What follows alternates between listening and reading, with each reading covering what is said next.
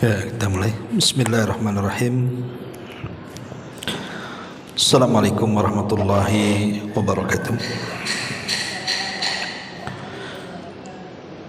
Alhamdulillahi wassalatu wassalamu ala Rasulillah wa ala alihi wa sahbihi wa mawalah wa la hawla wa la quwwata illa billahi wa ba'du. Baik, kita lanjutkan kajian kita, masih membahas kitab Umdatul Ahkam, dan kita masuk pada bab ke-12, bicara soal shaf dalam salat.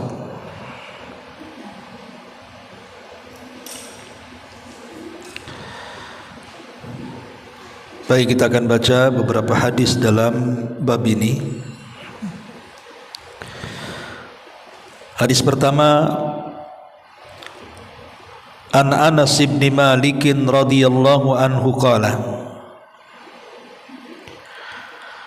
qala Rasulullah sallallahu alaihi wasallam sawwu sufufakum fa inna taswiyatas sufufi min tamamis salati.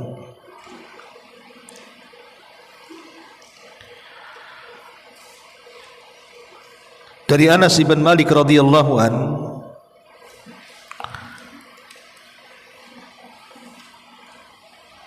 beliau menuturkan bahwa Nabi sallallahu alaihi wasallam bersabda, luruskanlah saf-saf kalian, karena kelurusan saf itu termasuk kesempurnaan salat.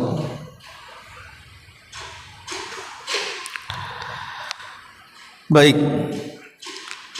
bicara tentang saf dalam salat,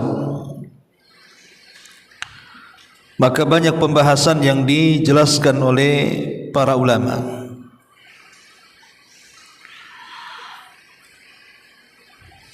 Di antaranya, pertama, bagaimana seseorang itu mentertibkan saf dalam salat.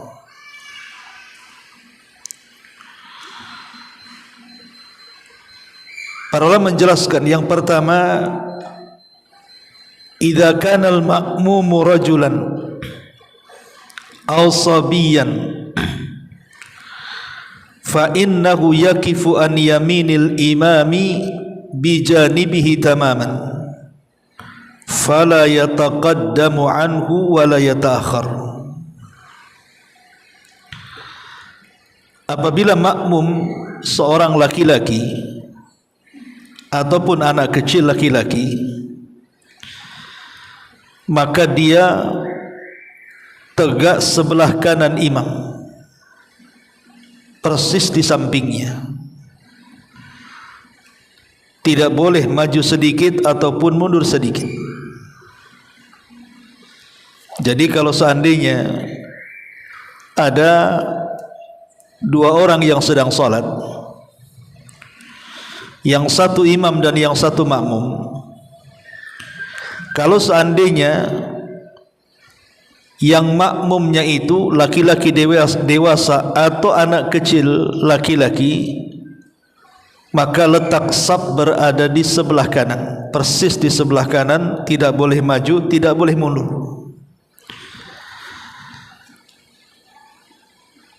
Ini yang pertama.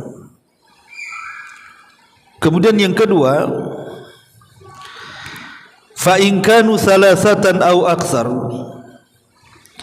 taqaddama al-imamu wa saffa al-ma'mumani aw al-ma'mumuna khalfahu. Kalau seandainya makmum terbagi menjadi 3 atau lebih, maka imam wajib ke depan, kemudian makmum berderet di belakang, baik 2 orang ataupun lebih, jika semuanya laki-laki.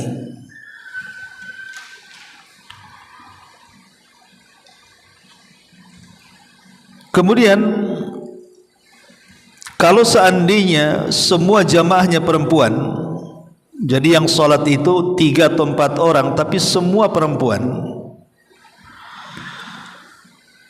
maka disebutkan di sini idza ammatil mar'atul mar'ata waqafa bi janibiha fa in kunna niswah waqafat wasatahunna yakni la yataqaddam anhum bal yuhadihim. Kalau seandainya ada 2 orang yang solat, satu imam satu makmum dan dua-duanya perempuan, maka imam dan makmum sejajar. Imam dan makmum sejajar. Bahkan kalaupun seandainya makmumnya lebih daripada 1, 2 atau lebih, mungkin 5 orang solat dan semuanya perempuan, maka imam berdiri di tengah-tengah dan tidak boleh maju, tidak boleh mundur, sejajar. Jadi bedanya saf laki-laki dengan perempuan dan imam laki-laki dan perempuan, kalau laki-laki maju ke depan seperti kita sering solat di sini, imam maju ke depan. Tapi kalau semua jamaahnya perempuan, maka perempuan yang jadi imam tidak perlu maju, sejajar dengan makmum tapi diletakkan di tengah-tengah. Itulah bedanya di situ.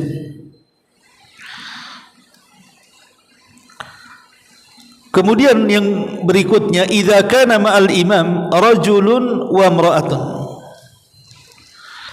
fa innar rajula yaqifu bihidha'il imami wa taqiful mar'atu khalfahuma. Kalau seandainya makmumnya ada 2, satu laki-laki dan satu perempuan, maka si laki-laki sejajar dengan imam sebelah kanan, kemudian perempuan berada di belakang. Jadi kalau seandainya makmumnya laki-laki dan perempuan, yang laki-laki sejajar dengan imam, yang perempuan di belakang.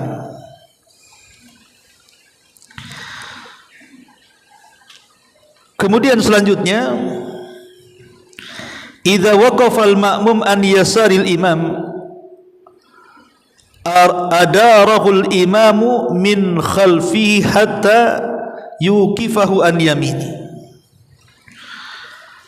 Kalau seandainya makmum ini tidak tahu tentang posisi di mana dia harus berdiri. Kalau orang sudah ngaji tentu, kalau ada orang yang sholat sendirian, kemudian kita ingin menjadi makmum orang itu, kita sudah tahu posisinya sebelah mana, kanan. Kita ambil sebelah kanan dia. Tetapi kalau seandainya dia tidak tahu hukumnya, dia ngambil sebelah kiri, maka kewajiban imam untuk menarik orang ini kemudian diputar, ditaruh sebelah kanan. Gak tahu ibu berani gak tuh? Ibu sholat sendiri atau ada orang awam sholat bukannya sebelah kanan, ngambil sebelah kiri, ibu taruh di sini. Mungkin sekali aja sholat di situ. Karena biasanya kalau orang yang kurang ilmu disangka aneh sholatnya. Padahal begitu caranya, karena Nabi SAW pernah memutar seorang sahabat yang sholatnya sebelah kiri, diputar sama Nabi, ditaruh di sebelah kanan. Jadi ada hadisnya bahwa Nabi SAW pernah memutar seorang sahabat. Kemudian yang seterusnya adalah in waqafal ma'mumu an yaminil imam thumma jaa akhar fa waqafa an yasarihi akharahumal imamu ila waraihi. Kalau seandainya makmum berada di sebelah kanan imam, tiba-tiba datang makmum baru kemudian berdiri di sebelah kirinya, bagaimana? Akharahumal imamu ila warai. Maka imam menyuruh, mendorong makmum supaya solat di belakangnya. Saya imam nih, Allahu Akbar, berdua di sini. Datang makmum baru, bukannya ditarik gitu ya ke belakang gitu ya, malah dia berdiri sebelah sini. Maka kewajiban imam mendorong ke belakang. Kalau seandainya tempatnya sempit ke belakang, maka imam yang maju, biar nanti makmum yang kiri kanan ini merapatkan safnya di belakang. Tapi kalau seandainya tempatnya pas-pasan, maju tidak bisa karena kena tembok, tapi belakang masih kosong, masih luas gitu ya, maka cukup didorong saja begitu ke belakang. Kemudian dia mendirikan saf di belakang. Ini sebagaimana dikatakan oleh Imam Ibnu Qudamah rahimahullahu taala. Kemudian yang selanjutnya, idza shallal ma'mumu an yasaril imam walam yudirghul imam an yaminihi fahal salatul ma'mum sahihatun am batilatun. Apabila seorang makmum salat di sebelah kiri imam, tapi imam membiarkan, bukannya kemudian menarik kemudian meletakkan di sebelah kanan, malah dibiarkan sama imamnya sampai selesai salat. Pertanyaannya, kira-kira makmum yang solat di sebelah kiri imam dan imam membiarkannya, sah tidak solatnya? Mazhab Hambali mengatakan tidak sah solatnya. Mazhab Hambali mengatakan butlanu salatihi, batal solatnya, illa idza kana an yaminil imam rajulun akhar, kecuali sah kalau seandainya sebelah kanannya ada makmum lain.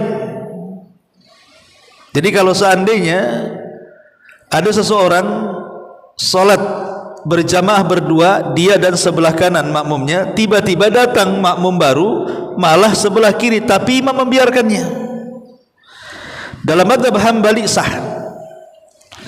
Tapi kalau seandainya tidak ada orang sebelah kanannya, kemudian dia mengambil sebelah kirinya dan imam membiarkannya, dalam mazhab Hambali tidak sah salatnya. Tetapi mazhab Malik dan Syafi'i serta Abu Hanifah, artinya mazhab jumhur mayoritas ulama, mengatakan bahwa anna salatahu sahihatun ala kulli halin illa annahu khalafa sunnah. Tapi mayoritas para ulama mengatakan tetap sah salatnya, tetapi dia tidak mengamalkan sunnah Nabi sallallahu alaihi wasallam, dan ini pendapat yang kuat, tetap sah salatnya, tapi dia menyelisihi sunnah, artinya kurang sempurna salatnya. Kalau sudah menyelisih sunnah berarti mengurangi kesempurnaan salatnya. Kemudian berikutnya,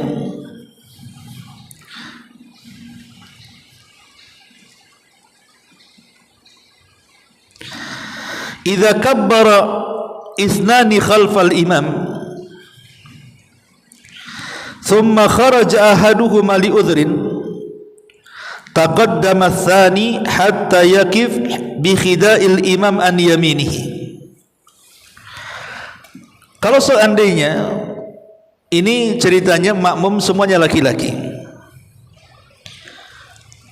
3 orang sholat, 1 jadi imam, di belakang jadi makmum. Tiba-tiba 1 batal, maka otomatis kan tinggal 1 di belakang imam. Maka sebaiknya yang 1 di belakang imam itu tidak boleh terus di belakang imam, tapi maju kemudian berdiri sebelah kanan imam. Jadi sekali lagi, kalau seandainya makmumnya 2 orang laki-laki kan di belakang imam tuh, tiba-tiba batal satunya, ngambil wudhu dulu kan lama tuh, maka dia tidak boleh sendirian di belakang imam, dia maju kemudian berdiri di samping sebelah kanan imam. Kecuali kalau setelah orang itu selesai wudhu datang lagi, ditarik lagi ke belakang. Tapi kalau seandainya lama dia tidak kembali, maka dia harus berjalan kemudian meletakkan badannya di sebelah kanan imam sejajar dengan imam. Kemudian idza dakhala rajulun al-masjid fa wajada rajulan yusalliyani ma'an fi jama'atin wa kana fi wad'i sujudi fa innahu yasjudu an yaminil imami aw yasjudu an yasaril imami thumma indama yakiful imamu fa innal ma'mumani yarji'ani liyastafu khalfahu. Apabila seseorang masuk ke dalam masjid, kemudian dia mendapatkan ada dua orang yang sedang solat berjamaah, tetapi kondisinya sedang sujud. Kan tidak mungkin narik, orang sedang sujud kan tidak mungkin ditarik ke belakang, ya kan? Karena posisi sujud mustahil ditarik. Maka dia boleh sujud di sebelah kanan makmum sejajar dengan imam atau sebelah kirinya. Tetapi kalau seandainya kemudian imam ini sudah berdiri, maka masing-masing makmum harus mundur ke belakang. Jadi masing-masing makmum harus mundur ke belakang, baik dua-duanya di sebelah kanan atau satu sebelah kanan satu sebelah kiri. Kalau imam dalam posisi berdiri, maka dia harus mundur. Ini juga bagian daripada hukum yang bicara tentang saf.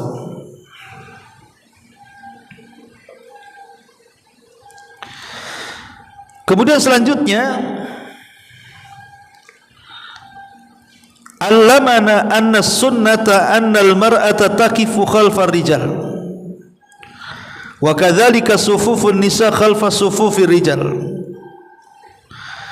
Famal hukmu law khalafat, yani salat bi khida'ir rijal au amamihim.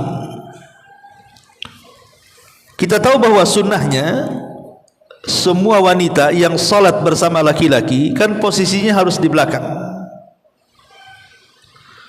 Kayak kita di sinilah, laki-laki di depan kan ibu di belakang tuh.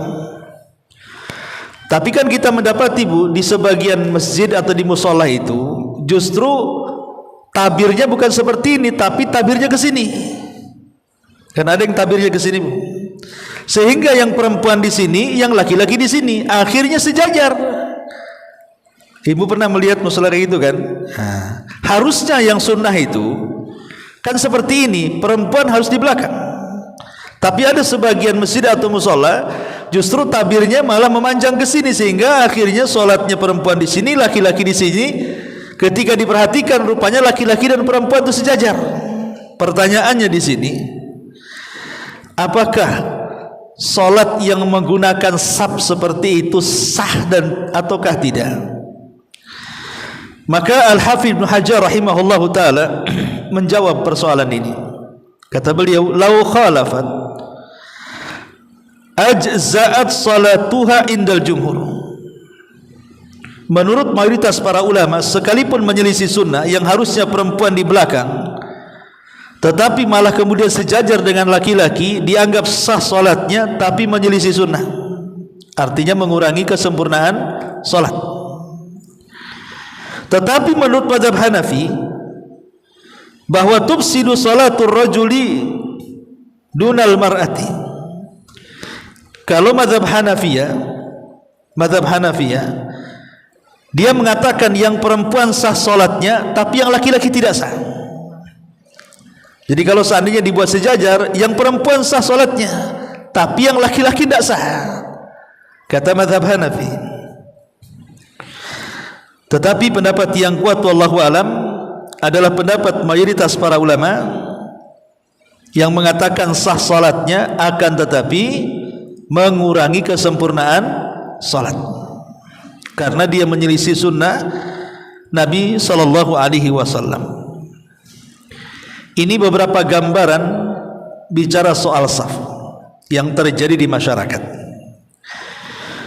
Kemudian pembahasan yang kedua, sebagaimana hadis yang kita baca di sini, sawu sufufakum fa inna taswiyatas sufufi min tamamis salati. Luruskanlah saf-saf kalian, karena kelurusan saf itu termasuk kesempurnaan salat. Kemudian hadis yang sama An-Nu'man ibn Bashir radhiyallahu anhuma, qala Rasulullah sallallahu alaihi wasallam yaqul la tasawwuna sufufakum aw la yukhallifanna Allahu baina wujuhikum.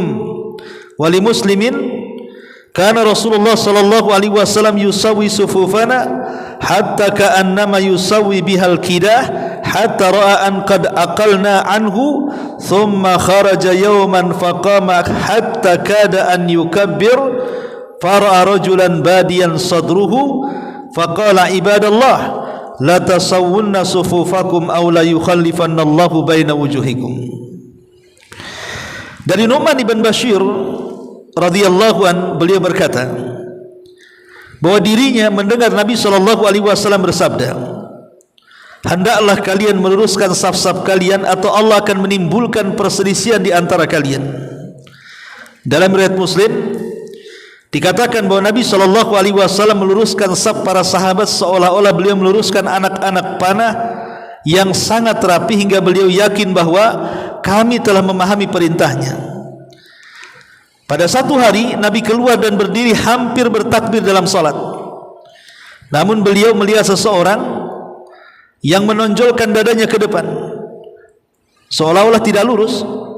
Maka Rasul mengatakan, wahai hamba Allah, hendaklah kalian meluruskan saf-saf kalian atau Allah akan menimbulkan perselisihan di antara kalian. Baik, pembahasan kedua bicara tentang hukum dari saf itu sendiri, mengambil saf itu. Pendapat yang kuat wallahu alam berdasarkan hadis Nu'man ibn Bashir yang kita baca, Nabi SAW memerintahkan luruskan saf-saf kalian. Rasul menggunakan bahasa dalam bentuk amar perintah, luruskan. Dan dalam kaidah usul fikih bahwa asal perintah itu dibawa kepada hukum wajib. Berarti meluruskan saf itu hukumnya wajib. Kalau tidak berdosa, walaupun sah solatnya. Makanya ibu hati-hati. Kalau ibu di barisan pertama khususnya di depan, kemudian nanti ada yang mengikuti jemaah di belakangnya, maka yang menentukan lurusnya saf kedua, ketiga, keempat itu ditentukan dari saf pertama. Karena saf kedua ngikutin saja, ngikutin saf depannya kan, nanti saf ketiga ngikutin saf kedua, dan begitu seterusnya. Maka saya nasihatkan ibu-ibu yang sholat paling depan, pemain ini di belakang tabir ini paling depan, maka perhatikan kelurusan saf. Sebab kalau seandainya yang depan seperti ular jalan, ya, gelombang-gelombang ini, nanti belakang ikut tuh. Ya. Karena meluruskan saf itu hukumnya wajib. Kalau sengaja kemudian kita geser ke belakang atau lebih maju ke depan, maka yang menggeser dirinya ke belakang atau maju ke depan itu, maka dia berdosa. Kenapa? Karena meluruskan saf itu hukumnya wajib. Kalau ditinggalkan berdosa walaupun sah salatnya. Jadi pendapat yang kuat, ada yang mengatakan sunnah, tapi pendapat yang kuat adalah wajib karena perintah, berdasarkan hadis Anas ibn Malik yang kita baca juga. Lalu bagaimana caranya saf itu disebut lurus? Saf itu disebut lurus karena di sini Rasul mengatakan la tasawwunna sufufakum. Kita dengar Bu, kalau imam, saya jadi imam atau siapa yang jadi imam, biasanya imam ngomong apa Bu? Sawu sufufakum, kan begitu ya bahasanya. Sawu sufufakum, tolong rapatkan dan luruskan saf kalian. Karena merapatkan dan meluruskan saf itu termasuk kesempurnaan salat. Jadi kalau ibu ingin menasihati orang awam, namanya ada orang baru salat di sini, tahu tidak mau mendekati ibu safnya, malah menjauh. Boleh jadi mungkin cukup satu orang itu sebenarnya, tapi dia jauh Bu. Nah, bilang sama ini, Tadi imam ngomong apa? Nah, gitu saja. Gak usah sini tidak boleh kayak gitu. Nggak usah Bu. Tadi imam ngomong apa Bu? Kan itu ke sebelahnya. Kata imam tadi rapatkan dan luruskan. Kalau nggak merapatkan dan meluruskan berarti ibu tak ikut imam. Ya. Jadi cara menasihatinya seperti itu. Coba dengarkan tadi ngomong apa. Besok kesini lagi kita rekam kalau salah dengar gitu. Karena semua imam mengatakan seperti itu.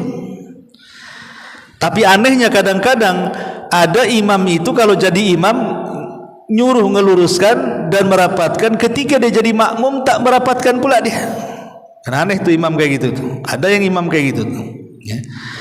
Lah pertanyaannya adalah kalimat sawu sufufakum itu apa artinya? Yang pertama, ulama mengatakan maksudnya al-muhadzatu. Al-muhadzah itu artinya la yataqaddam ahadun ala ahadin. Wa hadzal muhadzah takunu bil manakib, yani bil aqtaf. Wa kadzalika takunu bil a'qab, bil a'qub. Wa amma al-muhadzatu bi atrafi asabi'i arjul fa hadza khata'un lianna aqdam an-nas takhtalifu tulan wa qisaran. Pertama, bahwa makna sawu sufufakum, luruskan itu maksudnya pertama adalah al-muhadzah. Muhadzah itu artinya ketika meluruskan shaf, seseorang tidak boleh maju ke depan atau mundur sedikit, tidak boleh maju sedikit atau mundur sedikit, tapi harus lurus. Dan kelurusan shaf itu dengan dua cara. Pertama dengan menyentuhkan bahu sebelah kanan dan kiri. Jadi ini bahu saya, kemudian di sini ada makmum, sentuhkan bahu dengan bahu, pasti lurus. Yang kedua itu dari arah atas, dari arah bawah sentuhkan mata kaki dengan mata kaki. Tapi kalau rapatnya maksudnya ujung jari kaki, ini salah. Kenapa? Karena namanya kaki orang itu ada panjang, ada pendek. Pamannya di sampingnya ada anak-anak, otomatis kan kakinya pendek anak-anak itu. Sementara kaki ibu panjang pula. Lah nanti kalau pamannya ngambil ujung jarinya, otomatis anak-anak dia akan maju ke depan jarinya sedikit kan, ibu mundur, karena bagaimanapun tidak akan lurus kalau patokannya ujung kaki. Tapi kalau ingin lurus patokannya mata kaki. Kalau patokannya mata kaki, walaupun satunya kakinya pendek, satunya kakinya panjang, pasti lurus badannya. Bisa dipahami ya? Maksudnya meluruskan shaf itu dengan menembakkan bahu. Jadi kalau kita ingin lurus, lihat bahu orang, arahkan bahu kita dengan bahu dia, itu dari arah atas, dari arah bawah arahkan mata kaki dia dengan mata kaki yang lainnya, baru itu akan lurus itu. Tapi kalau ujung jari-jari kaki, ya tadi ada yang pendek, ada yang panjang namanya kan, pasti akan zigzag tuh nantinya. Ini mana yang pertama al-muhadzah. Kemudian yang kedua at-tarasi, bihaitsu la yakun hunaka furujatin wa khalalun baina sufuf. Kemudian makna sawu sufufakum yang kedua artinya at-tarasi. At-tarasi artinya jangan sampai ada kerenggangan satu dengan yang lainnya. Karena ini yang banyak di masyarakat, kadang-kadang kalau mungkin orang awam biasanya dia tidak mau mendekat dengan kita itu, apalagi nempel, gatal mungkin ya, sehingga kemudian terjadi kerenggangan. Terkadang satu orang bisa loh berdiri di situ. Lah ini kekeliruan, merapatkan dan meluruskan shaf itu bukan begitu. Karena ini akan membahayakan. Nabi SAW mengatakan bahwa orang yang tidak merapatkan shafnya, masih memberikan kerenggangan di antara dua makmum, dikhawatirkan setan akan masuk dari situ, kemudian dia akan terus maju ke depan dan mengganggu imam. Sementara baiknya solat makmum itu ditentukan baiknya solatnya imam. Kalau semua kemudian beberapa shaf ke belakang renggang, itu setan akan masuk di celah-celah shaf itu. dan dia akan mengganggu imam. Dibuatnya imam lupa satu rakaat, dibuatnya imam lupa bacaan Qur'annya, jadi menjadikan imam makmum tidak khusyuk untuk kebawaan. Jadi digodanya suruh cepat, suruh ngebut, dan begitu seterusnya. Jadi setan akan berusaha mengganggu kehusyuan imam untuk mengganggu kehusyuan seluruh makmum. Ini yang kedua. Yang ketiga, makna sawu sufufakum adalah taqarub as-sufufi. Taqarub as-sufufi, saling mendekati saf satu dengan saf yang lainnya. Kemudian yang keempat, itmamus sufuf, menyempurnakan saf-saf, bihaitsu la yabda ahadun fi saffi hatta yatimma alladhi qablahu, di mana sempurnakan saf pertama dulu, jangan membuat saf kembali di belakang kalau saf pertama belum penuh. Pemainnya di ibu-ibu di belakang nih, kalau sudah full sampai mana nih? Sampai tembok situ dengan tabir di situ. Kalau masih ada ruang, jangan membuat saf baru di belakang. Penuhkan dulu saf depan itu. Kalau sudah tidak ada ruang lagi di saf depan, baru mengambil saf kedua. Itu makna perintah imam, sawu sufufakum. Berarti di sini maksudnya adalah jangan sampai saf pertama belum sempurna menjadikan saf kedua sudah dibariskan. Ini makna sawu sufufakum. Kemudian makna yang kelima, an tuqaddim sufufar rijal wa tuakhir sufufan nisa. Dan makna sawu sufufakum juga artinya agar saf laki-laki di depan dan saf perempuan di belakang. Saf laki-laki di depan dan saf perempuan di belakang. Kalau kita ringkas semuanya, jadi kalau imam ini memerintahkan sawu sufufakum fa inna taswiyatas sufuf min tamamis shalah, yang kita pahami dari perintah imam, satu, luruskan bahu dengan bahu, mata kaki dengan mata kaki, supaya badan kita lurus. Kemudian pemahaman yang kedua dari perintah imam adalah tidak boleh ada ruang sedikit pun antara celah-celah kaki makmum satu dengan makmum yang lain. Maknanya dirapatkan, jangan ada celah. Kemudian yang ketiga, harus saling mendekat saf satu dengan saf yang lainnya, jangan saling menjauh. Inilah kadang-kadang madaratnya orang bawa sajadah sendiri-sendiri itu. Akhirnya apa? Dibuatnya kapling, nggak boleh kaki orang injak sajadah dia. Ini kapling saya.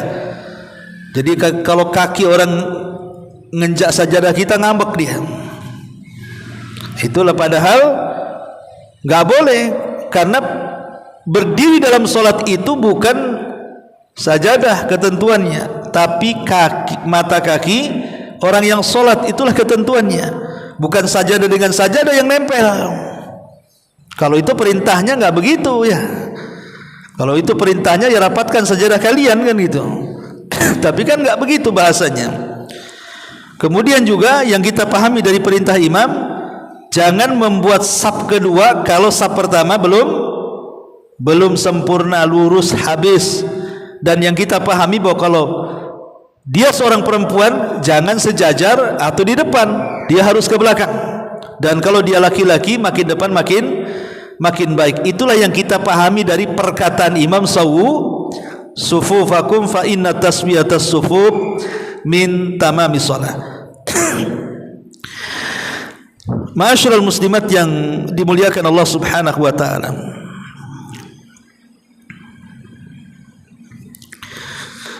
Kemudian juga alal a'immati an yusawwu sufufakumul musallin. Faedah berikutnya dari hadis ini, kewajiban bagi imam salat, maka dia harus meluruskan saf-saf makmum yang salat di belakangnya. Pertanyaannya, bagaimana kalau seandainya imam sudah memerintahkan luruskan saf kalian, karena lurusnya saf itu termasuk kesempurnaan solat. Tahu-tahu makmumnya nggak dengar, dia suka-suka buat saf itu, mungkin karena awam atau apa kan, nggak karena, pokoknya asal aja. Karena saya juga sering sholat di sini, kalau kajian di sini malam itu, kadang-kadang belum penuh sampai pojok udah buat lagi. Dan kalau orang awam itu sembarangan dia sholat tuh, kadang-kadang 1 meter dia udah takbir, kadang-kadang agak mundur ke belakang, yang satu maju ke depan. Pertanyaannya, kalau seandainya orang ini melakukan seperti itu, batal nggak sholatnya? Maka fatwa daripada Syekh Utsaimin rahimahullahu taala mengatakan, lihat kondisinya, bisa batal, bisa tidak. Makanya Syekh Utsaimin mengatakan, qad yuqalu innaha tabtul li'annahum tarakul wajib, walakin ihtimal adamil butlan mal ithmi aqwa. Kata Syekh Utsaimin ada 2 jawaban. Jawaban yang pertama, bisa batal karena dia telah meninggalkan sesuatu yang wajib. Merapatkan saf itu wajib hukumnya.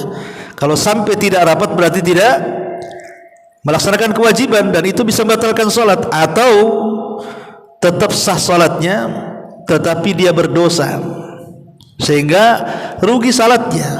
Harusnya dengan salat itu dia dapat pahala, malah dengan salat itu memang kewajiban gugur tapi dapat dosa. Itu masalahnya. Memang dengan sholatnya bisa menggugurkan kewajiban, tapi kan maunya kita kan sholatnya gugur kewajiban dan sholatnya dapat pahala, maunya kan gitu kita sholat tuh. Ini ndak, akibat sapnya itu centang perenang tadi, ya gugur kewajiban sholatnya, artinya tidak perlu diulangi lagi, tapi kan nggak dapat apa-apa, malah dapat dosa karena meninggalkan kewajiban tadi. Karena meninggalkan yang wajib itu dia bisa berdosa.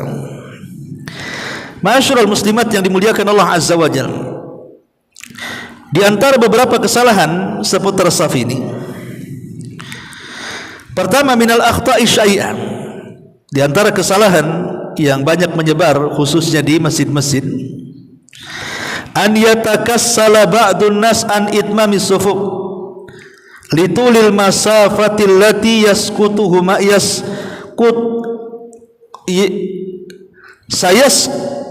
sayaqta'uha ila safi fatarahu yunsi'u saffan jadidan khalfa hadha saf alladhi la yaqtamil ba'd wa hadha mukhalifun li hadi Nabi sallallahu alaihi wasallam. Kesalahan yang pertama adalah, dan umum di masjid-masjid, banyak orang itu malas memperhatikan kesempurnaan saf. Malas. Padahal kesempurnaan saf itu juga menjadikan kesempurnaan salat. Tapi betapa banyak orang malas masuk, Allahu Akbar, enggak peduli luruskah enggak. Harusnya kan pertama, kalau kita paham Bu, kalau ada orang-orang ngaji kan, dia tidak langsung takbiratul ihram, tapi betul-betul ngambil saf dulu. Kira-kira menurut kita sudah lurus enggak bahu kita dengan dia, mata kaki dengan dia. Kalau sudah kira-kira kita menengok ke mana saf itu berjalan, baru kemudian kita takbiratul ihram. Bukan datang-datang karena imam sudah takbir mau ruku, akhirnya enggak perlu dengan saf. Ingat, kalaupun kita tidak mendapatkan rukunya imam, tidak ada masalah, kok nanti bisa ditambah, tidak berdosa juga. Bukankah Rasul yang mengatakan, kalau engkau datang ke masjid jangan terburu-buru, santailah datang. Apa yang kau dapat di dalam imam, alhamdulillah. Yang luput sempurnakan. Kata Rasul, yang luput sempurnakan. Tidak usah kemudian gara-gara dia mau ruku akhirnya lari, nggak peduli. Ketika kemudian makmum sedang ruku, karena takut ketinggalan 1 rakaat, main ruku saja kadang-kadang lurus dan tidaknya tidak diperhatikan. Jadi sekali lagi, masuk ke masjid, lihat safnya lurus atau tidak, kemudian kita ngikuti dengan saf yang sudah lurus. Kemudian kesalahan yang kedua, minal akhta'i wuqufu ba'di al-a'immati qabla takbiratul ihram lid-du'a'i wa ta'min man khalfahu wa idh la yathbut dalilun minas sunnati ala hadhihi. kesalahan sebagian imam salat sebelum takbiratul ihram bukan sibuk mengurus makmum, malah sibuk membaca doa, membaca ayat-ayat, mengaminkan doa dan begitu seterusnya. Ini kesalahan imam. Dan saya pernah salat di beberapa masjid itu, imam kalau sudah masuk tidak pernah menyibukkan makmum, malah sibuk berdoa tuh, entah doa apa yang dibaca sebelum takbiratul ihram. Jadi kewajiban disuruh meluruskan saf makmum tidak dilaksanakan, perkara yang tidak dilakukan Nabi dilakukan pula sama dia. Harusnya kan kewajiban imam itu meluruskan saf, bahkan Rasul itu sampai berjalan. Kalau nampak ada yang maju ke depan atau mundur, Rasul sampai ujung ke ujung jalan itu. Pokoknya patokan Rasul itu di saf pertama tuh. Kalau sudah saf pertama lurus, maka saf kedua, ketiga dia akan mengikuti dia. Ini juga diantara kesalahannya. Sekarang masalahnya, bagaimana kalau masjid ini ramai, apalagi masjidnya terlampau banyak tiang. Kayak gini kan banyak tiang nih masjidnya kan, pokoknya penuh. Kalau menghindari tiang, tentu akan menghabiskan tempat. Pokoknya ini dapat satu saf. Harusnya kalau kita mau sejajar dengan tiang ini kan dapat 2 saf ke sini nih. Tapi karena takut tiang, akhirnya ngambil saf di situ, loncat ke sana lagi. Akhirnya yang harusnya orang banyak bisa masuk, jadi sedikit yang masuk ke masjid. Karena apa? Berusaha dari tiang kan. Ya. Bagaimana caranya kalau seandainya seseorang itu saf, tiba-tiba kemudian antara saf itu terhalang tiang kayak begini nih. Buat saf, tato tiang, saf lagi ke situ. Apakah terputus atau tidak? Ya. Begini Bu ya, kalau seandainya jamaahnya tidak banyak, ya menghindari tiang lebih bagus. Kalau memang jamaahnya tidak banyak. Tapi kalau jamaahnya banyak, mau tidak mau pasti akan bertabrakan dengan tiang tuh. Syekhul Islam Ibnu Taimiyah rahimahullah taala mengatakan, sesuatu yang tidak bergerak maka dalam kondisi darurat tidak dianggap memutus saf. Karena mungkin banyak kayak sholat Jumat, kebanyakan ramai tuh. Maka kalau dalam posisi darurat, walaupun terhalang tiang, maka tidak dianggap memutuskan saf. Sama dengan posisi ibu bawa anak. Anak itu ada 2 Bu. Ada anak yang pasif, ada anak yang aktif. Ya. Kalau anaknya pasif ditaruh di sebelah kita, nggak kemana-mana. Ya memang dia nggak sholat, duduk aja, tapi dia nggak kemana-mana di situ. Maka tidak memutuskan saf. Kenapa? Karena dia tidak bergerak. Tapi kalau anaknya aktif, masuk, kemudian pergi lagi, masuk lagi, keluar lagi, lari sana lagi, masuk lagi. Ini memutuskan saf yang seperti ini. Memutuskan saf ke sini. Ya. Jadi ibu kalau bawa anak dan dia pasif, bawa aja ke masjid nggak apa-apa. Dia tidak memutuskan saf. Tapi kalau anaknya sudah aktif, ganggu orang, masalah tuh. Saya itu pernah lagi ruku Bu, anak sebelah ini iseng Bu, mainin kuku saya itu. Gimana mau ketawa gimana gitu kan? Allah, aku lagi ruku sebelah anak kecil, kuku saya dimainin dia malah. itu udah aktif itu kan. Nanti digoyangkan, ketakut dia diam lagi. Nanti kuku sebelah pula tuh dimainin. Lah kalau yang mengganggu sholat seperti ini, kata Syekhul Islam, sebaiknya dididik, jangan dibawa dulu.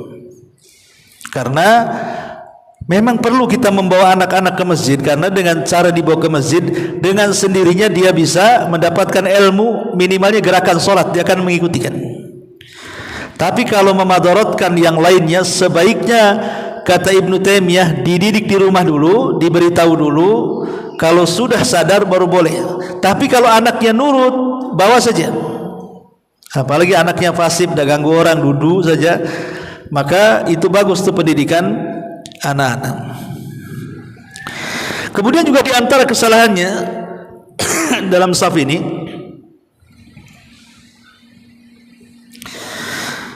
minal akhta'i isra'u ba'dil masbukin idza wajadul imam raki'an li idrakir rak'ah.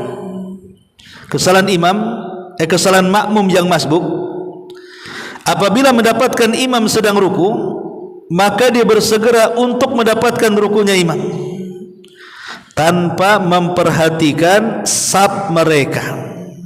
Sekali lagi, saf itu yang pertama, ruku itu kedua.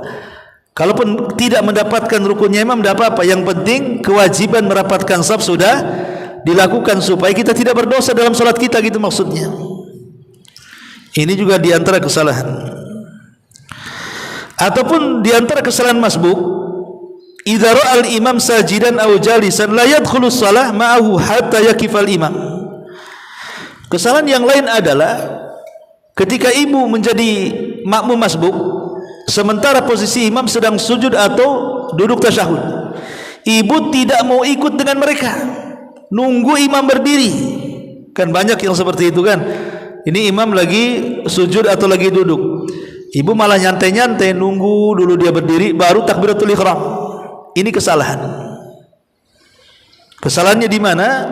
Kesalahannya karena kita tidak mengikuti imam. Rasul mengatakan, ju'ilal imamu liyu'tamma bihi, dijadikan imam itu untuk diikuti. Idza kabbara fakabbiru wa idza raka'a farka'u wa idza sajada fasjudu. Kalau imam takbir ikut takbir, kalau imam ruku ikut ruku, kalau imam sujud ikut sujud, walaupun tidak mendapatkan satu rakaat.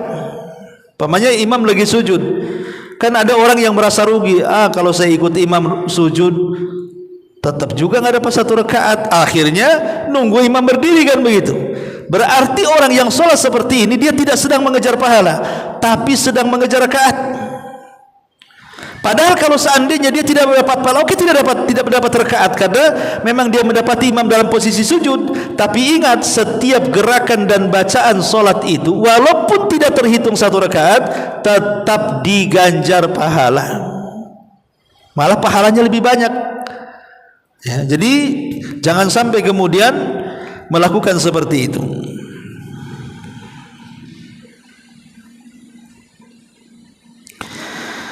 Masyarul muslimat yang dimuliakan Allah Azza wa Jalla. Kemudian di antara pembahasan ketiga, lafaz-lafaz yang Nabi sallallahu alaihi wasallam serukan kepada makmum, di antaranya sawu sufufakum fa inna taswiyatas sufuf min iqamatis shalah. Rapatkan saf-saf kalian, karena merapatkan saf itu termasuk kesempurnaan salat. Kemudian kadang-kadang Rasul mengatakan aqimu sufufakum, tegakkan saf-saf kalian. Rasul terkadang 3 kali mengucapkan kalimat ini. Kemudian la takhtalifu fatakhtalifa qulubakum, jangan berselisih terhadap saf kalian, nanti hati-hati kalian akan berselisih. Para ulama mengatakan di antara bahaya tidak merapatkan saf itu adalah Allah menanamkan satu jamaah dengan jamaah yang lain itu dalam hatinya kebencian. Dan ini ancaman dari Nabi, luruskan saf kalian atau Allah akan buat hati kalian berselisih. Imam Ibnu Hajar Al-Asqalani ketika mengatakan Allah jadikan hati kalian berselisih, maksudnya Allah tanamkan kepada kalian permusuhan dan kedengkian. Bukan main-main ya. Orang yang tidak merapatkan saf itu, hati kita ditanamkan kebencian, hati kita ditanamkan permusuhan. Maka dengan merapatkan saf berarti sebaliknya, hati kita akan dipenuhi dengan persaudaraan dan percintaan antar sesama kaum muslimin. Maka kalau kita ingin melihat apakah umat yang hadir mengaji di sini itu kompak atau tidak, atau di antara mereka ada yang hasad, ada yang dengki, lihat saja ketika sholat, lihat safnya. Kalau safnya centang perenang, safnya tidak lurus, belok kayak ular tangga, maka berarti memang tidak kompak umat di sini. Artinya karena hati mereka diperselisihkan oleh Allah. Nampak saja kompak, sebenarnya tidak kompak tuh. Banyak yang hasad di situ. Ya, itu bayangkan bagaimana pengaruh merapatkan saf itu sampai Allah akan hukum seperti itu. Masyarul muslimat yang dimuliakan Allah Subhanahu wa taala.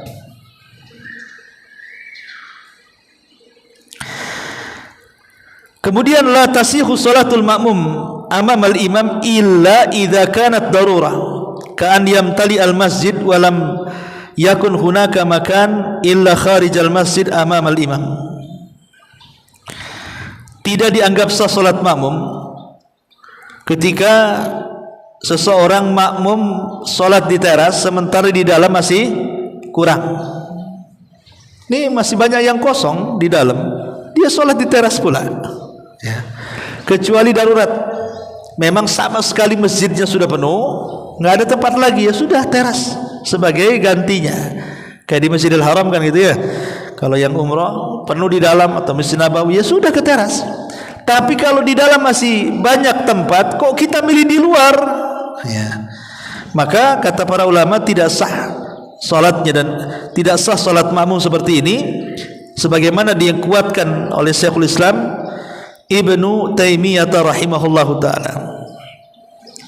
Kemudian juga di antara kesalahan saf yang umum adalah wukufu ba'dil awamin nas wukufi as-sibyan khalfal imam mubasyaratan wabdi'ad ulil ahlami wan nuha an hadal mautin.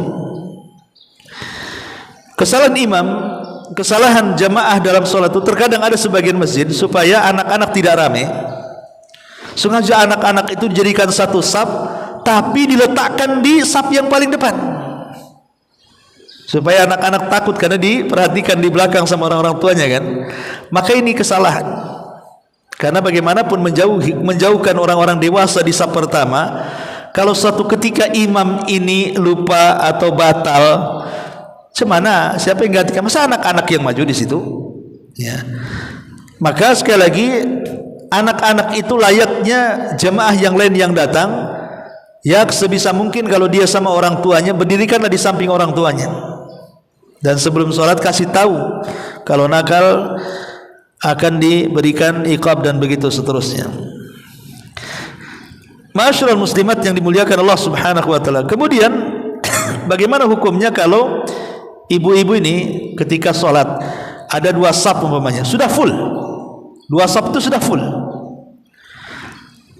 tengok ke belakang kok tak ada lagi, cuma saya sendiri di sini, terpaksa sholat sendirian di belakang saf. Jadi dua safnya penuh, saf pertama penuh, saf kedua penuh, saf ketiga nggak ada orang, cuma ibu saja.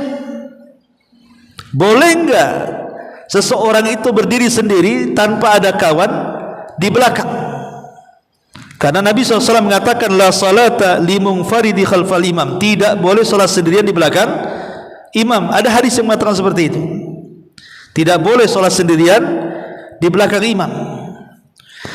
Maka para ulama mengatakan la yajuzu lil ma'mumin an yusalliya khalfas saffi munfaridan, tidak boleh bagi makmum salat di belakang imam itu sendirian. Dan ini berdasarkan hadis yang tadi dibaca, la salata li munfaridin khalfa imam. Dan Nabi SAW pernah melihat seseorang laki-laki, dia salat di belakang saf sendirian, maka Nabi SAW memerintahkan dia untuk mengulang salatnya. Jadi Nabi SAW melihat seseorang, dia tidak mengikuti saf, tapi dia malah salat sendirian di belakang saf. Selesai salat kata Rasul, irji fasalli, balik salat lagi kata Nabi. Bagaimana dengan dua riwayat ini? Masalahnya kan kita repot bu, kita salat sendirian kan ada larangannya, berarti minimalnya dua orang. Kalau dua orang berarti harus narik di saf kedua, satu orang ditarik ke belakang kan, baru kemudian berdiri. Pertanyaannya, mau enggak orang yang di saf kedua itu mau beralih ke saf ketiga? Karena bagaimanapun kan masing-masing saf makin depan itu kan pahalanya makin baik kan gitu ya. Tiba-tiba ditarik ke belakang, ya. Mau enggak? Kalau enggak mau kan akhirnya tarik-tarikan jadinya kan. Maka dalam hal ini para ulama berselisih pendapat tentang sah salatnya seorang yang sendirian di belakang saf. Warajih butlanuha illa liudrin, tapi pendapat yang kuat batal salatnya kecuali karena uzur, kecuali karena uzur ya. Kemudian di sini dikatakan ka'an ya'til musalli fayajidu saf qad tam wala yajidu furjatan fi saffi fayajuzu lahu idzan an yusalli munfaridan. Kecuali uzurnya, maksudnya memang sama sekali ibu tidak bisa menyelipkan badan di umpamanya di pojok tinggal segini, badan kayak gajah umpamanya kan. Menyelip-selip tidak bisa, ini ya. Kalau memang sudah berusaha untuk menyelipkan diri badan kita di saf kedua tapi tidak bisa juga, maka terpaksa sholat sendirian di belakang imam, itu dianggap sah. Tapi kalau masih ada selah Bu, ada selah gitu ya, bisa ibu masuk di situ walaupun agak sempit tapi bisa sebenarnya. Maka kalau tetap ngotot sholat sendiri di belakang imam dan tidak ada lagi kecuali ibu, tidak sah sholatnya, tidak sah sholatnya. Dan ini yang dikuatkan oleh Syekh Ibnu Taimiyah dan Syekh Abdurrahman As-Sa'di dan juga Imam Ibnu Utsaimin rahimahullahu taala. Ma'asyiral muslimat yang dimuliakan Allah Subhanahu wa taala. Kemudian juga minal akhta an yakuma khadimul masjid wa ma'ahu rajulun aw rajulan bi insya'is saffi wahdahuma. Kemudian juga termasuk kesalahan adalah di mana pembantu masjid ada satu atau dua orang yang sibuk mengatur saf kemana-mana. Pemanya kan banyak nih, anggaplah ada 30 saf gitu kan. Jadi ada 2 atau 3 orang ngatur keliling. Nah, itu tidak perlu. Cukup saf kedua melihat saf ke pertama, saf ketiga melihat saf kedua, saf kelima melihat saf keempat, dan begitu seterusnya. Kecuali karena mungkin ketika sholat id supaya memastikan jamaahnya masuk semua, itu kan karena darurat ya. Tapi kalau tidak darurat maka tidak perlu seorang melakukan seperti itu, karena dia mengabaikan orang dia sendiri. Harusnya dia sholat bersama imam malah sibuk membetulin saf. Dia datang pertama, akhirnya sholat paling depan belakang kan jadinya kan, karena sibuk ngatur saf. Mau ke depan sudah nggak ada, terpaksa dia sholat di belakang. Nah, itu kan merugikan diri sendiri namanya. Ini juga diantara kesalahan.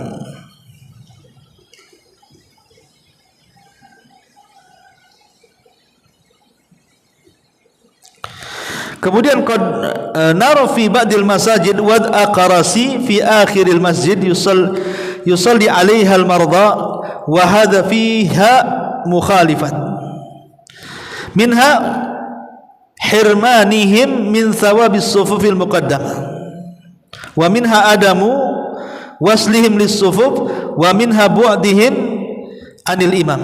Terkadang ada sebagian masjid itu sengaja meletakkan kursi khusus untuk orang sakit, tapi di belakang kursinya dijajarkan. Jadi tidak boleh diangkat kursinya ke saf depan itu. Pokoknya dijajarkan saja di belakang. Kalau mau sholat di situ bagi orang yang sakit. Ini tidak boleh. Tidak boleh mengkhususkan tempat bagi orang yang sakit dan dijauhkan dari saf. Pertama, alasannya karena dia akan kehilangan pahala saf depan. Yang kedua, dia tidak sedang menyambungkan saf. Yang ketiga, dijauhkan dari imam. Ya. Biarkan dia, kalau ada kursi mau di kursi depan, di depan lah kan gitu. Kalau dia memang datang pertama, biarkan di depan atau di saf kedua, terserah dia. Kapan dia masuk, disitulah dia dapat saf walaupun dia sholat di kursi. Jangan kemudian yang pakai kursi nggak boleh di depan, harus di belakang. Nah, ini kesalahan, tidak boleh. Tetap dia berhak mendapatkan saf di mana saja ketika dia sampai ke masjid.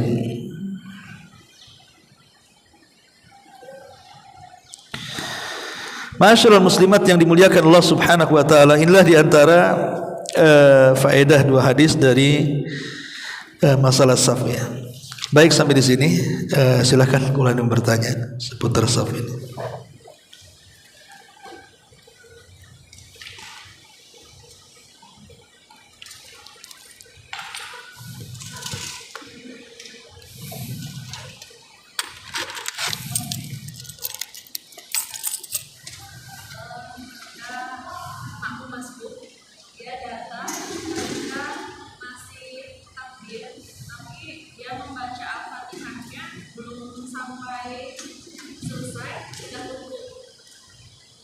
Makmum masbuk, imam udah ruku, ibu belum baca Fatihah. Fatihahnya baru sampai 3 ayat pertama.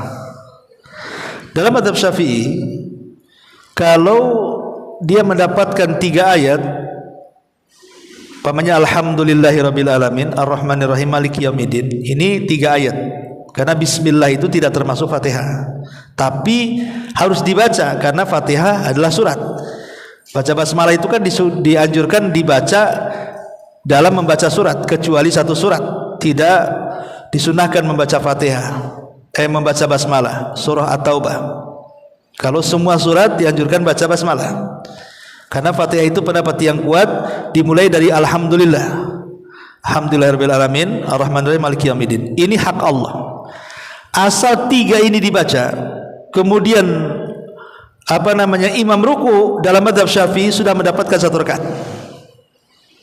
Tapi kalau baru alhamdulillahirabbil alamin kemudian imam ruku ikut ruku, belum mendapatkan 1 rakaat dalam mazhab Syafi'i. Kenapa? Karena dalam mazhab Syafi'i, baik sholat sendirian, baik sholat bersama imam, baik imam dijaharkan atau disirkan, baca Fatihah itu rukun untuk semuanya. Itulah mazhab Syafi'i. Tapi dalam mazhab yang lain seperti Hambali dan yang lainnya tidak, bahwa patokan orang mendapatkan 1 rakaat itu bukan Fatihah tapi ruku. Pokoknya asal mendapatkan rukunya imam, walaupun ibu bawa 1 ayat kemudian imam ruku ikut ruku, asal ibu dapat ruku maka dapat 1 rakaat. Ya terserah mau ikut mazhab siapa kan itu ya. Wallahu a'lam.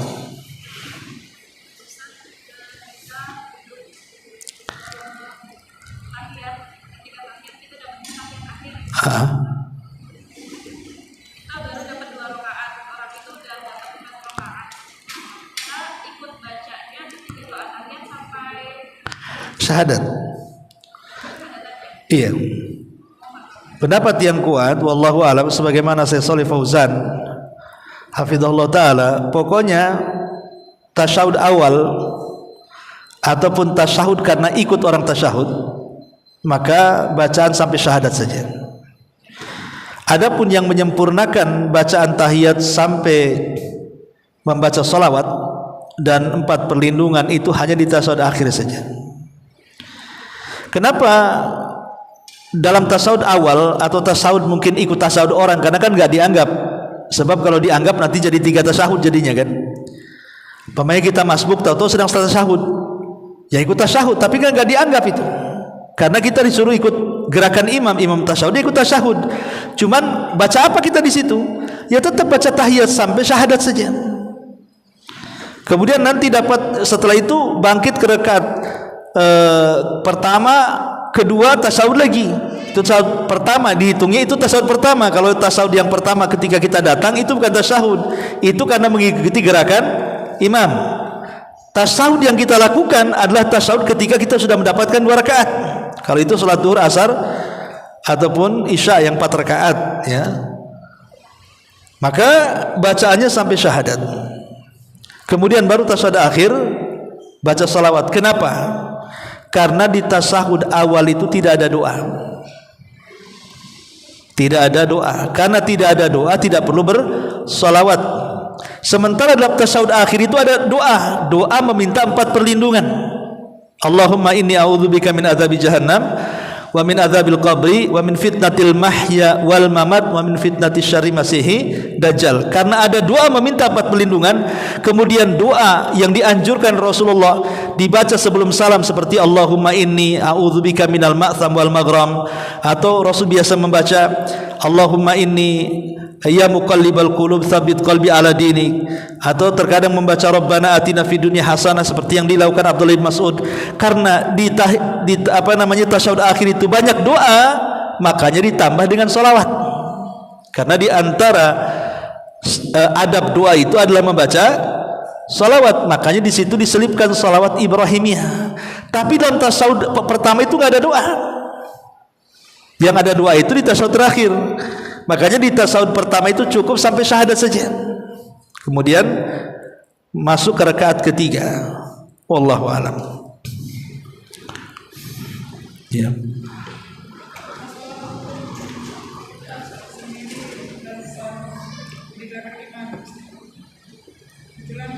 Kita kan sering keluar itu dengan keluarga, jadi suami jadi imam karena 3 laki-laki, kita sendiri perempuan, kita sering keluar.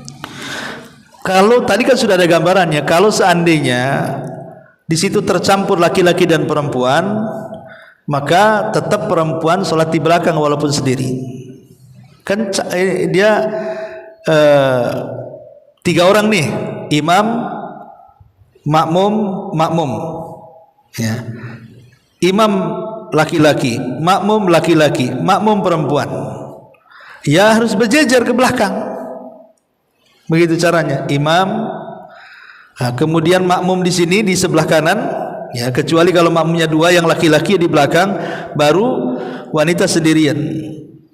Kenapa? Karena dia tidak punya kawan masalahnya.